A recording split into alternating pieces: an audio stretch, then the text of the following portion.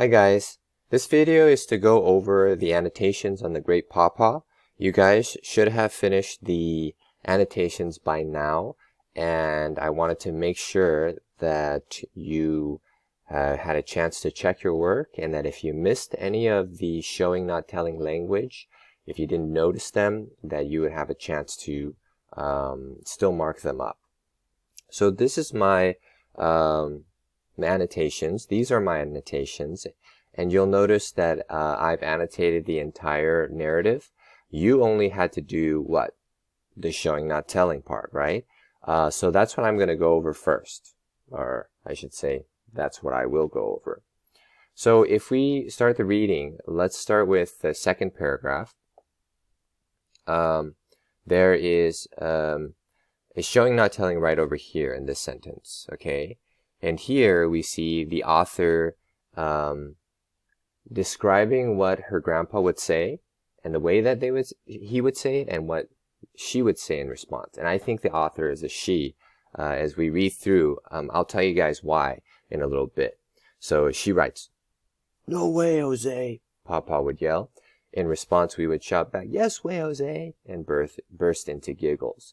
So you see here, she's not just saying that Papa was funny, and Papa would say funny things, but she's saying exactly what Papa would say, how Papa would say it, and how she would respond. He said, "No way, Jose," and he's not just saying it. She writes that Papa would yell, and then she describes herself. "Yes way, Jose." That's what she said, and what did she do afterwards? She burst into giggles. So you can kind of hear it in your mind, and that's definitely the purpose of showing not telling. Okay, she goes on and she describes exactly what her siblings and cousins would tell her.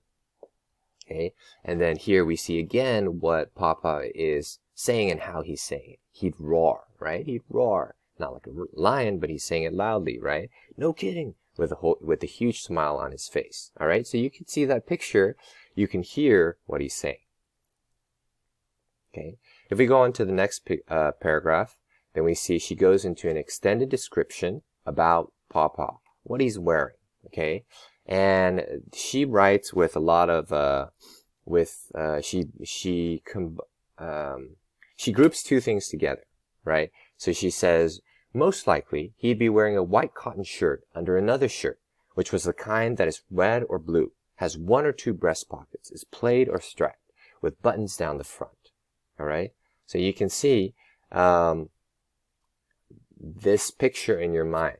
What kind of shirt is Papa wearing when he's with his grandkids? And then she goes on, she says, "Being loose, it covered his big round belly." All right, that gives you a pretty clear picture. Where is he sitting? He'd be sitting in a tall wooden chair in the corner by his desk, shouting into the black telephone with the big buttons. If she had added what he'd be shouting, or what he was shouting about, that'd be wonderful. And one thing I'll know about this part, while it's nice that she does give like more than one example of what he's wearing, I think it's clearer if you give the reader one picture at once. So if she said something like, he was wearing a white cotton undershirt with a red plaid shirt with one breast pocket, that might be a little more clear than when she gives two options at once. But of course, she did a wonderful job here, okay? And there's always things that we can improve on. There's always ways that we're trying to learn. And so that's just one thing that one tip that I think I can give you. And then she continues, "Or if he wasn't there, he'd be in his black leather recliner watching a game on TV. Sometimes he'd let us snuggle next to him." Okay, so once again, where is he sitting? Sometimes he'd let us snuggle next to him. You have a picture of the author with her siblings sitting on that leather recliner together with Papa watching TV. Okay, that's a wonderful picture. Okay, it goes miles beyond just saying we would watch TV with Papa. Okay, now in your writing, you definitely want to try to include that. in your annotations, you also want to be specific. You know, this sentence describes what's he wearing, describes where he's sitting. Okay, you want to be specific because that helps you in your thinking. When you're writing, you're going to apply the same thing. Okay, specific descriptions of clothing, specific descriptions of furniture, specific descriptions of how they're sitting together. Okay, so in your annotations, if you didn't do that, you want to go back and write that in. Okay, you don't want to just say, oh, the author is being very descriptive here. No, how is she being descriptive? She's writing about what Paw Paw is wearing. She's writing about where Paw Paw is sitting. She's writing about how Paw Paw is talking. That's what you want to write in your annotation. So if you didn't do that, you want to go back and you want to update that. Okay? All right, let's continue. When Paw Paw, let's next paragraph, he'd be in the backyard garden, weeding and planting, reading and pulling, planting and potting. And then she describes the garden. The garden came alive with the colors of the flowers and vegetables he raised. Okay, wonderful description. I remember his old, worn hands. Very clear picture, right? And what he did. Built the wooden treehouse for me to play in. Built the tool shed. Plugged in the Barbie car so it would be ready for me to ride when I came over. That's why I think it's a girl as the author. Fixed the DVD player so I could watch We Sing, and just played blocks with his grandchildren. Okay, many examples here. Okay, and all the things that you could see specifically. All right, so that's definitely showing and not just telling.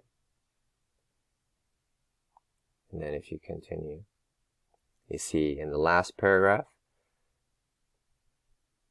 in one picture, this sentence, in one picture, we're lying on the bed, me in my flowered pajamas, him in his usual outfit. I had my bottle in one hand and Sunday comics in the other, upside down. Wow, that detail adds a lot to it, right? She's not just holding the Sunday comics. By the way, this might be a little bit, because this is an older example. Well, you guys don't really receive the newspapers, but how it used to be was that on Sundays, the newspapers would publish, like, imagine 2 pages of comics. All right, I remember reading this when I was in school.